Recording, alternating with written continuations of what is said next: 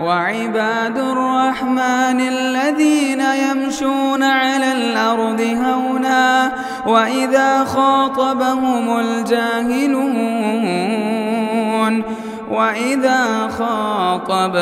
الجاهلون قالوا سلاما۔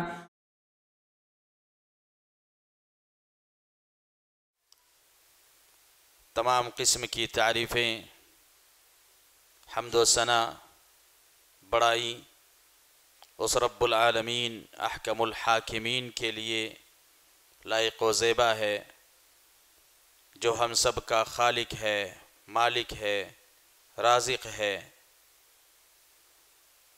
وہ رب العالمین جو ساری دنیا کا تنہا اور اکیلا مالک اور خالق ہے، جو منعم ہے، مدبر ہے، سمیع ہے، بصیر ہے، قدیر ہے، کائنات کا ذرہ ذرہ جس کے قدرت کی دلیل ہے۔ وہ رب العالمین جس نے جناب محمد مصطفیٰ صلی اللہ علیہ وسلم کو اخلاق کے اعلیٰ ترین اقدار پر اس دنیا میں مبعوث فرمایا، اس رب العالمین کے لیے تمام قسم کی تعریفیں سزاوار ہیں۔ بعدہ درود اور سلام نازل ہو سید الاولین والآخرین، شفیع المذنبین، رحمت للعالمین، ہادی کوثر، شافع محشر، ناشر اسلام، قامع اسنام، احمد مجتبی، جناب سیدی محمد الرسول اللہ صلی اللہ علیہ وسلم کی ذات مبارکہ پر، جنہیں اللہ رب العالمین نے اخلاق کے اعلیٰ ترین مقام پر فائز فرمایا، اس دنیا میں مبعوث کیا، ہم سب کی ہدایت کا سبب بنایا، اور جن کے اعلیٰ اخلاق کی بنیاد پر، استقامت کی بنیاد پر اور صحابہ کرام کی حسن تربیت کی بنیاد پر اسلام پھیلا، اور جن کی محنتوں کی بنیاد پر آج ہم مسلمان ہیں۔ اللہ کے گھروں میں سے کسی ایک گھر میں جمع ہو کر اللہ کی عبادت پر قادر ہیں، یہ جناب محمد الرسول اللہ صلی اللہ تعالی علیہ وسلم کے احسانات کا نتیجہ ہے۔ اللہ رب العالمین کی بے شمار نعمتیں، اللہ کا بے شمار سلام آپ پر نازل ہو۔ اللہم صلی وسلم وانعم وبارک علی حبیبک ونبیک محمد وعلی آلہ وصحبہ اجمعین۔ میرے عزیز بھائیوں، بزرگوں، دوستوں، ہمارے دین اسلام کے اندر اخلاق کی بہت زیادہ اہمیت ہے۔ دنیا کے اندر امن اور امان، محبت اور رواداری کا سبب حسن اخلاق ہے۔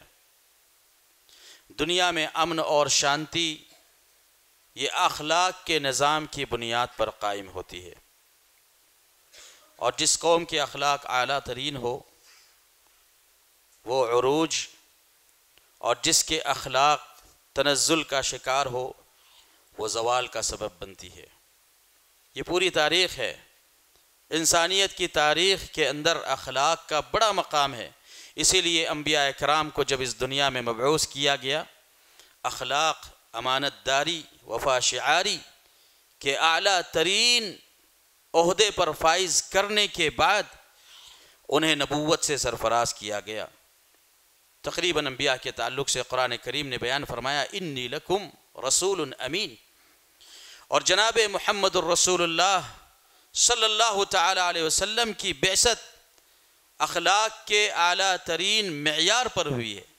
انما بعثت لأتمم مکارم الاخلاق، مجھے اس دنیا میں اخلاق کے اعلیٰ ترین نمونوں کو پیش کرنے کے لیے بھیجا گیا۔ انما بعثت لأتمم صالح الاخلاق، مختلف قسم کی روایتیں وارد ہیں۔ جناب محمد الرسول اللہ صلی اللہ تعالی علیہ وسلم کو نبوت دیے جانے سے پہلے بھی اخلاق اور امانت داری، وفا شعاری کے اعلیٰ اصول پر آپ کی تربیت کی گئی، اور پھر نبوت آپ کو اس حال میں دی گئی کہ آپ کے حسن اخلاق، آپ کے صدق اور امانت کا یہ عالم تھا کہ وہی شخص انکار کر سکا جو سماج اور معاشرے میں تعصب کی طرف چلا گیا، ورنہ نبی پاک صلی اللہ تعالی علیہ وسلم کے حسن اخلاق اور آپ کی امانت داری سے سارے لوگ واقف تھے۔ جناب محمد رسول اللہ صلی اللہ تعالی علیہ وسلم کی بعثت اخلاق کے اعلیٰ اقدار پر کی گئی ہے، اسی لیے آپ نے فرمایا کہ ان احسنکم خیارا احسنکم اخلاقا، تم میں سب سے بہترین وہ لوگ ہیں جو اخلاق کے اعلیٰ نظام پر قائم ہو، بہترین اخلاق پر قائم ہو۔ اکمل المؤمنین ایمانا احسنہم خلقا، کہ ایمان کے اعتبار سے کامل مومن وہ ہے جس کے اخلاق اچھے ہو۔ جب آپ کے اخلاق اچھے ہوگے تو لوگ تجارت میں آپ پر بھروسہ کریں گے، جب آپ کے اخلاق اچھے ہوگے تو لوگ دعوت میں آپ پر بھروسہ کریں گے، جب آپ کے اخلاق اچھے ہوگے تو لوگ اجتماعی امور میں آپ پر بھروسہ کریں گے، جب آپ کے اخلاق اچھے ہوگے تو آپ اپنے گھر کے سب سے بہترین فرد ہوگے۔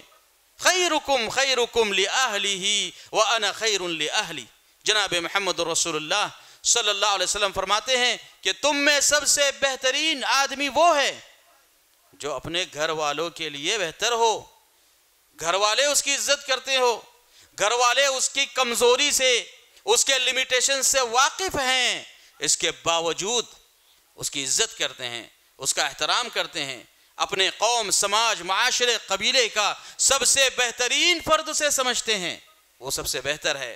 وَأَنَا خَيْرٌ لِأَهْلِي، اور میں اپنے اہل و عیال کے لیے سب سے بہتر آدمی ہوں۔ یہ نبی پاک صلی اللہ تعالیٰ علیہ وسلم کے اخلاق تھے، اور آپ نے اخلاق کا نمونہ صرف اپنوں تک نہیں غیروں تک بھی پیش کیا۔ آپ نے اس وقت بھی حسن اخلاق کا مظاہرہ کیا جب خانہ کعبہ میں آپ کو داخل ہونے سے منع کیا گیا۔ رسول اکرم صلی اللہ تعالی علیہ وسلم نے مکہ کی زندگی میں جب اپنے چند صحابہ کے ساتھ خانہ کعبہ میں داخل ہونے کی اجازت طلب کی، بنو مخزوم نے آپ کو محروم کر دیا، کہا آپ اندر نہیں جا سکتے، آپ ہمارے خانہ کعبہ میں داخل نہیں ہو سکتے۔ چنانچہ عثمان بن طلحہ رضی اللہ تعالیٰ عنہ بیان کرتے ہیں، جب وہ اس وقت مسلمان نہیں تھے، بیان کرتے ہیں کہ محمد صلی اللہ علیہ وسلم اپنے چند ساتھیوں کے ساتھ خانہ کعبہ کے دروازے پر آئے۔ خانہ کعبہ کے دروازوں کی چابی یہ بنو مخزوم کا حق تھا۔ قریش کے ایک قبیلے بنو مخزوم کے پاس خانہ کعبہ کی چابیاں تھیں، اور عثمان بیان کرتے ہیں کہ ہم ہر سوموار یعنی ہر پیر اور ہر جمعرات کو خانہ کعبہ کھولا کرتے، پھر اپنی مرضی سے جسے اجازت دیں وہ اندر داخل ہوتا، اور جسے منع کر دیں وہ اندر داخل نہیں ہوتا۔ رسول اکرم صلی اللہ تعالی علیہ وسلم خانہ کعبہ کے پاس آئے، بنو مخزوم سے اجازت طلب کی کہ مجھے اور میرے چند ساتھیوں کو خانہ کعبہ میں داخل ہونے کی اجازت دی جائے۔ کہا نہیں، آپ نہیں داخل ہو سکتے، آپ ہمارے معبودوں کو برا کہتے ہیں، آپ حبل کی مذمت کرتے ہیں، جبکہ حاشا وکلا جناب محمد الرسول اللہ صلی اللہ علیہ وسلم کے اخلاق اتنے زیادہ بلند تھے کہ آپ نے شرک کی مذمت تو ضرور کی ہے، توحید کی دعوت کو ڈنکے کی چوٹ پر پیش کیا ہے، مگر غیر مسلموں کے معبود کو برے القاب اور بری گالیوں سے نہیں نوازا۔ یہ نبی کے اخلاق تھے۔ چنانچہ نبی پاک صلی اللہ تعالی علیہ وسلم نے اس کا انکار کیا اور کہا کہ عثمان، آج یہ چابیاں تمہارے ہاتھ میں ہیں، تمہارا کیا خیال ہے کہ ایک وقت آئے گا جب توحید کی دعوت عام ہوگی اور خانہ کعبہ کی یہ چابیاں میرے ہاتھ میں ہوگی، اور مجھے اختیار ہوگا کہ میں جسے دینا چاہوں خانہ کعبہ کی چابیاں دے دوں۔ عثمان نے تعجب کیا، کہا کہ اگر ایسا ہوا تو قریش ذلیل ہو جائے گے، یہ تو قریشیوں کا حق ہے کہ وہ یمن سے لے کر شام تک لإیلاف قریش ایلافہم رحلۃ الشتاء والصیف، ساری تجارتی راستوں پر قابض ہے، سارے کسٹم پر قابض ہے۔ اہل قریش سیادت اور قیادت میں حجاز کے اندر اپنا اعلیٰ مقام رکھتے ہیں۔ خانہ کعبہ کی چابیاں ہمارے پاس سے تمہارے پاس آ جائے گی، کیسے ممکن ہے؟ مگر عثمان بیان کرتے ہیں کہ جب محمد رسول اللہ صلی اللہ علیہ وسلم کی زبان مبارک سے یہ الفاظ نکلے تو مجھے یقین ہو گیا۔ میں تو مسلمان نہیں تھا مگر نبی کے اخلاق پر اتنا بھروسہ تھا، نبی کی امانت داری پر، آپ کی سچائی پر، آپ کے صدق پر اتنا بھروسہ تھا کہ میرے اندر رعب طاری ہو گیا۔ میں نے وہ چابی نبی کو دی، آپ اندر داخل ہوئے، آپ نے نماز ادا کی، نماز ادا کرنے کے بعد آپ باہر نکلے اور ان چابیوں کو عثمان بن طلحہ کو آپ نے واپس دے دیا۔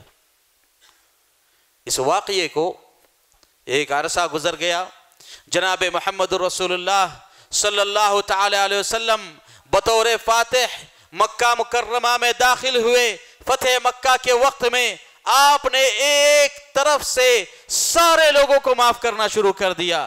وہ لوگ جنہوں نے آپ پر ظلم کیا، وہ لوگ جنہوں نے آپ کے خاندان کو بدنام کیا، وہ لوگ جنہوں نے رسول اکرم صلی اللہ علیہ وسلم کو ہجرت پر مجبور کیا، وہ لوگ جنہوں نے کمزور اور نہتے مسلمان جو کسی وقت میں مکہ مکرمہ میں بڑی تجارت رکھتے تھے، دولت مند تھے، جن کی تجارت قریش کی تجارت کا ایک حصہ تھی اور محض اسلام کی بنیاد پر، توحید کی دعوت کو قبول کرنے کی بنیاد پر مدینہ چلے گئے تھے، اپنی ساری پراپرٹی چھوڑ کر، اپنے بیوی بچوں کو چھوڑ کر، اپنی تجارت کو خیر آباد کر کے آج مکہ میں بطور فاتح داخل ہو رہے ہیں۔ اللہ کے نبی صلی اللہ تعالی علیہ وسلم نے سارے مجرموں کو، سارے سرکشوں کو ایک طرف سے معاف کرنا شروع کیا۔ اللہ کی قسم یہ اسلامی تاریخ کا اتنا بڑا واقعہ ہے کہ اگر کوئی شخص فتح مکہ کے وقت نبی پاک صلی اللہ علیہ وسلم کے حسن اخلاق کے صرف اسی ایک مظہر کی اسٹڈی کرے، قسم خدا کی اس کے اسلام میں داخل ہونے کے لیے کافی ہے۔ جناب محمد رسول اللہ صلی اللہ علیہ وسلم بطور فاتح داخل ہوئے، آپ نے عثمان کو طلب کیا، خانہ کعبہ کی چابیاں آپ کو دی گئی۔ خانہ کعبہ میں آپ داخل ہوئے، نماز ادا کی۔ ایک طرف سیدنا علی بن ابی طالب ہیں، دوسری طرف عمر بن خطاب ہیں۔ کہتے ہیں یا رسول اللہ، آج اللہ رب العالمین نے اہل اسلام کو عزت دی ہے، یہ خانہ کعبہ کی چابیاں ہیں جو آپ اہل اسلام کا حق ہیں، لہٰذا ان چابیوں کو واپس نہ دیا جائے، ان چابیوں کو واپس نہ دیا جائے۔ قربان جائیے رسول اکرم صلی اللہ علیہ وسلم کے اخلاق پر۔ آپ خانہ کعبہ سے باہر نکل رہے ہیں، قرآن کریم کی آیتیں نازل ہو رہی ہیں، ان اللہ یأمرکم ان تؤدوا الامانات الی اہلہا۔ اللہ رب العالمین حکم دیتا ہے کہ امانتوں کو ان کے اہل تک لوٹا دو۔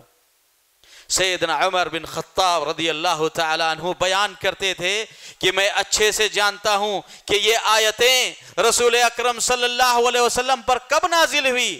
جب آپ خانہ کعبہ سے باہر نکل رہے تھے اور آپ کے صحابہ نے خانہ کعبہ کی چابی کو واپس دینے سے منع کر دیا، اللہ رب العالمین نے آیتیں نازل فرمائی۔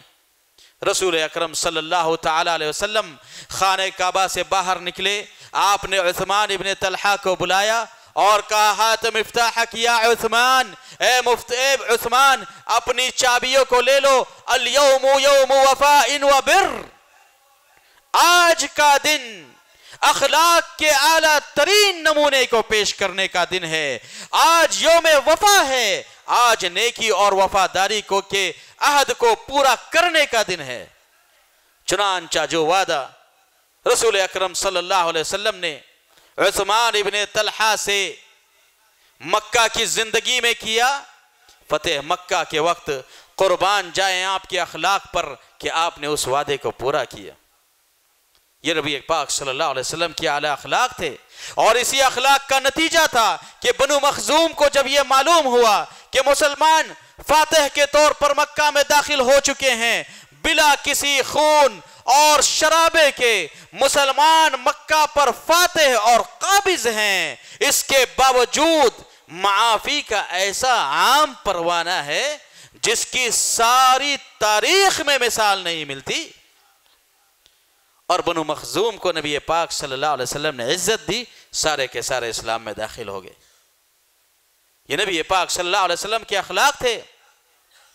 مارا بھی تو اخلاق کی تلوار سے مارا، ظالم سے لیا ظلم کا بدلہ نہ کبھی بھی، مارا بھی تو اخلاق کی تلوار سے مارا. نبی پاک صلی اللہ علیہ وسلم نے حسن اخلاق کا اعلیٰ نمونہ اس وقت بھی پیش کیا جب جناب محمد رسول اللہ صلی اللہ علیہ وسلم کی دعوت کو قبول کرنے سے اہل مکہ نے انکار کیا. آپ طائف کی طرف گئے، اہل طائف نے نہ صرف یہ کہ آپ کی دعوت کا انکار کیا بلکہ آپ کو اتنا زد و کوب کیا کہ خون کی حالت میں پیشانی مبارک سے خون بہہ رہا ہے، کپڑے پراگندہ ہے.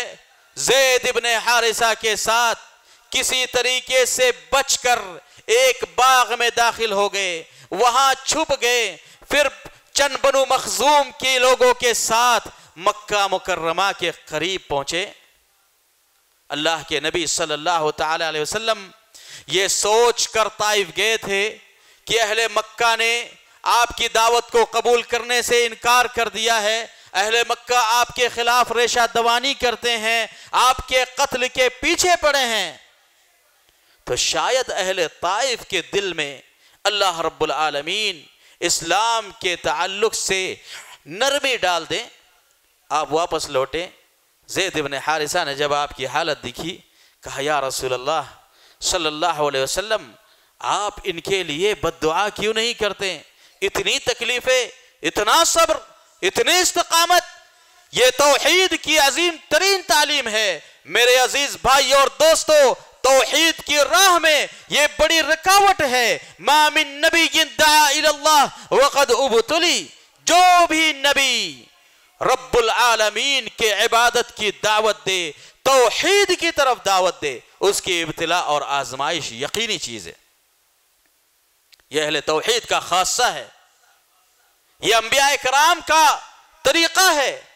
اللہ رب العالمین نے سارے انبیاء کرام کو توحید اور شرک کے موضوع میں اپنا آزمایا. نبی پاک صلی اللہ علیہ وسلم سے زید ابن حارثہ نے کہا کہ آپ ان کے لیے بد دعا کیوں نہیں کرتے؟ کہا کہ زید، ممکن ہے کہ اسلام کی تعلیم قبول کرنے میں یہ پیچھے ہٹ رہے ہو، مگر مجھے اللہ کی ذات سے امید ہے کہ یہ نہیں تو ان کی نسل میں اسلام ضرور آئے. چنانچہ آپ نے زید بن حارثہ سے کہا کہ مکہ کے فلاں سردار کے پاس، بنو خزاعہ کے پاس جاؤں اور ان سے کہو کہ محمد الرسول اللہ صلی اللہ علیہ وسلم مکہ میں داخل ہونا چاہتے ہیں، مکہ میں آنے کا، میرے اپنے شہر میں مجھے دوبارہ رہنے کا حق دیا جائے. چنانچہ بنو خزاعہ کے بعد قریش کے بڑے بڑے سرداروں کے پاس یہ پیغام بھیجا گیا کہ نبی پاک صلی اللہ علیہ وسلم کو دوبارہ مکہ میں آنے کا موقع دیا جائے. سارے لوگوں نے منع کیا. ہر طرف سے صبر اور ابتلا اور آزمائش کا مرحلہ ہے. اہل مکہ نے منع کر دیا، ابو جہل نے منع کر دیا، ولید ابن عتبہ نے منع کر دیا، بنو خزاعہ نے منع کر دیا، بنو لہب نے منع کر دیا. نبی پاک صلی اللہ علیہ وسلم نے زید ابن حارثہ سے کہا کہ ایک آخری امید ہے، مطعم ابن عدی کے پاس جاؤ اور کہو کہ تمہارے بھتیجے محمد نے پیغام بھیجا ہے کہ مجھے میرے شہر میں دوبارہ داخل کیا جائے، مجھے شہر میں آنے کا موقع دیا جائے. جب مطعم ابن عدی کے پاس یہ پیغام پہنچا، مطعم ابن عدی نے کہا کہ نعم، یہ وقت ہے. میرے بھتیجے کی غلطی یہ ہے کہ اس نے توحید کی دعوت پیش کی ہے، مگر اس کے اخلاق بہت اچھے ہیں، وہ امانت داری میں ہمارے لیے مثال ہے، وہ صدق اور امان میں اہل مکہ کا نمونہ ہے، ہماری امانتیں اس کے پاس رکھی ہوئی ہیں. چنانچہ اپنے بچوں کو جو بہت ہٹے کٹے تھے سب کو تیار کیا کہ آج وقت ہے کہ محمد کو مکہ میں داخل ہونے کا موقع دیا جائے. چنانچہ مطعم ابن عدی کے بچے سب کے سب ہتھیار سے لیس ہو کر رسول اکرم صلی اللہ علیہ وسلم کی خدمت میں آئے. بحفاظت آپ کو خانہ کعبہ کے پاس لایا گیا. آپ نے خانہ کعبہ کے پاس نماز ادا کی اور اس کے بعد اسی پروٹوکول کے ساتھ نبی پاک صلی اللہ علیہ وسلم کو ان کے گھر تک پہنچایا گیا. یہ احسان تھا, یہ اہل کفر کا احسان تھا جناب محمد الرسول اللہ صلی اللہ علیہ وسلم کے اوپر. چنانچہ اللہ کے نبی صلی اللہ تعالی علیہ وسلم اخلاق کے اتنے اعلیٰ ترین مقام پر فائز تھے کہ جب جنگ بدر ہوئی اور جنگ بدر کے بعد 70 اہم قیدی قید کر کے مدینہ منورہ لائے گئے, اہل مکہ نے سفارش کے لیے مطعم ابن عدی کے بیٹے جبیر بن مطعم کو یا جبیر بن مطعم کو بطور سفیر, بطور ایمبیسڈر جناب محمد رسول اللہ صلی اللہ علیہ وسلم کے پاس بھیجا کہ آپ کے والد کا احسان ہے, آپ کا محمد پر احسان ہے کہ جس وقت اہل قریش نے طائف کے سفر سے واپسی پر مکہ مکرمہ میں داخل ہونے سے منع کر دیا تھا, آپ کے خاندان نے انہیں پناہ دی تھی, لہٰذا آج ہمارے 70 افراد مدینہ منورہ میں پھنسے ہوئے ہیں, آپ جا کر سفارش کریں, ہو سکتا ہے کہ آپ کے سفارش کا کوئی نتیجہ ہو. جبیر ابن مطعم آئے, رسول اللہ صلی اللہ علیہ وسلم سے سفارش کی. جناب محمد رسول اللہ صلی اللہ تعالی علیہ وسلم نے مطعم ابن عدی کے اس احسان کو یاد کیا. صحیح بخاری کی حدیث میں آتا ہے, آپ نے فرمایا لو کان مطعم حیا, اگر مطعم بن عدی زندہ ہوتے اور ان گندے اور ناپاک مشرکوں کے تعلق سے سفارش کرتے تو میں ان کی سفارش ضرور سنتا. یہ نبی کے اخلاق تھے کہ آپ نے اپنوں کے ساتھ بھی اور غیروں کے ساتھ بھی اخلاق کا حکم دیا.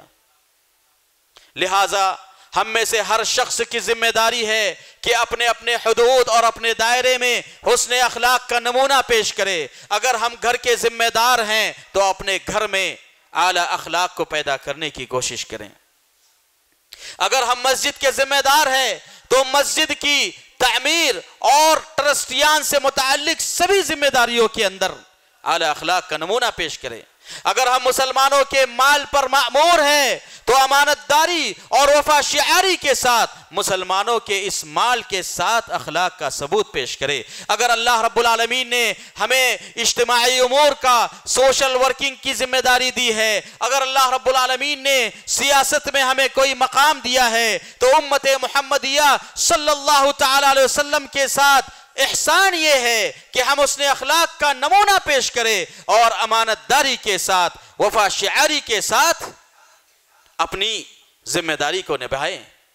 یہ اخلاق ہے جو رسول اکرم صلی اللہ تعالی علیہ وسلم نے اپنے صحابہ کو پیش کیے. ایک صحابی مغیرہ بن شعبہ, ہٹے کٹے نوجوان اور اپنی جاہ اور حشمت کے حساب سے بہت ہی اعلیٰ جسم اور باڈی رکھنے والے شخص, زمانے جاہلیت میں اپنے چند تاجر ساتھیوں کے ساتھ مصر کی تجارت پر گئے. اسکندریہ میں مقوقس کے بادشاہ کے ساتھ تجارت کی, تجارت میں نفع ہوا اور ان 12 ساتھیوں کے ساتھ واپس آ رہے تھے کہ آپس میں ان سارے بزنس میں لوگوں کا اختلاف ہو گیا.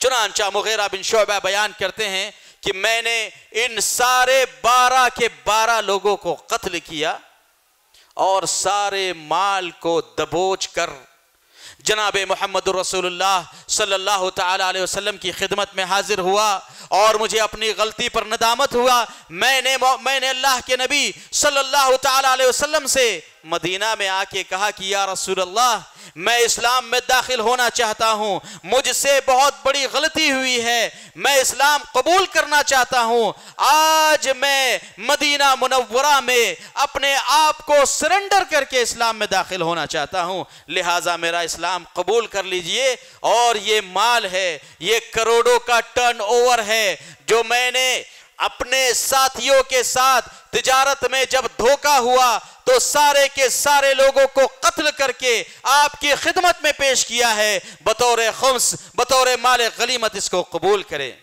قربان جائیے نبی پاک صلی اللہ علیہ وسلم کے اخلاق پر۔ آپ نے فرمایا اما الاسلام فاقبل، جہاں تک تمہارے اسلام کی بات ہے تو اسلام کو تو ہم نے قبول کیا، مگر یہ جو تم نے اپنے تجارت کے اندر اپنے ساتھیوں کو، بھلے ہی وہ غیر مسلم تھے، بھلے ہی وہ تجارت میں تمہارے ساتھ دھوکے پڑے ہوئے تھے، تم نے ان کے مال کو غصب کیا، تم نے ان کے ساتھ غدر کیا۔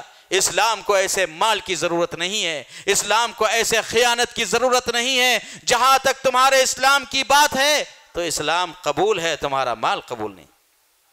یہ نبی پاک صلی اللہ تعالیٰ علیہ وسلم کی اعلیٰ اخلاق تھے جو آپ اپنوں کے ساتھ بھی اور غیروں کے ساتھ بھی ادا کیا کرتے تھے۔ چنانچہ بحیثیت مسلم ہم میں سے ہر شخص کی ذمہ داری ہے کہ ہم اپنے حدود اور اپنے دائروں میں اپنی ذمہ داری کے اندر اعلیٰ اخلاق کا نمونہ پیش کریں۔ اگر ہم داعی ہیں تو دعوت کے میدان میں اعلیٰ نمونہ پیش کریں، اگر ہم تاجر ہیں تو تجارت کے میدان میں اخلاق کا اعلیٰ نمونہ پیش کریں، اگر ہم ڈاکٹر ہیں تو اپنی فیلڈ کے اندر اعلیٰ نمونہ پیش کریں، اگر ہم کسی ادنا سی دکان کے ذمہ دار بھی ہیں تب بھی ہماری ذمہ داری ہے کہ ہم اعلیٰ اخلاق کا نمونہ پیش کریں۔ یہی رسول اکرم صلی اللہ تعالیٰ علیہ وسلم کی تعلیمات ہے۔ اکمل المؤمنین ایمانا احسنہم خلقا، تم میں ایمان کے اعتبار سے سب سے بہترین شخص وہ ہے جس کے اخلاق سب سے بہترین ہو۔ ان اقربکم منی مجلسا یوم القیامہ،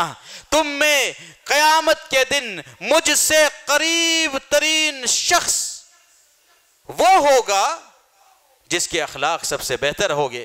قربان جائیے کہ رسول اکرم صلی اللہ تعالیٰ علیہ وسلم کی شفاعت کا سب سے پہلا حقدار اور سب سے بنیادی حقدار وہ شخص ہوگا جس کے اخلاق سب سے بہتر ہوگے۔ اللہ رب العالمین ہم سب کو حسن اخلاق کا نمونہ بنائے۔ الہ العالمین ہم سب کو نبی پاک صلی اللہ تعالیٰ علیہ وسلم اور صحابہ جیسے اخلاق نصیب فرمائے۔ الہ العالمین ہم سب کی حفاظت فرمائیں، ہمارے بچے اور بچیوں کو اعلیٰ اخلاق اور اعلیٰ کردار پر الہ العالمین ان کی تربیت فرمائیں۔ الہ العالمین ہم سب کی مغفرت فرمائیں، اور جب ہمارا خاتمہ ہو تو ایمان پر ہو۔ اقول قولی ھذا واستغفر اللہ لی ولکم ولسائر المسلمین فاستغفروہ انہ هو الغفور الرحیم۔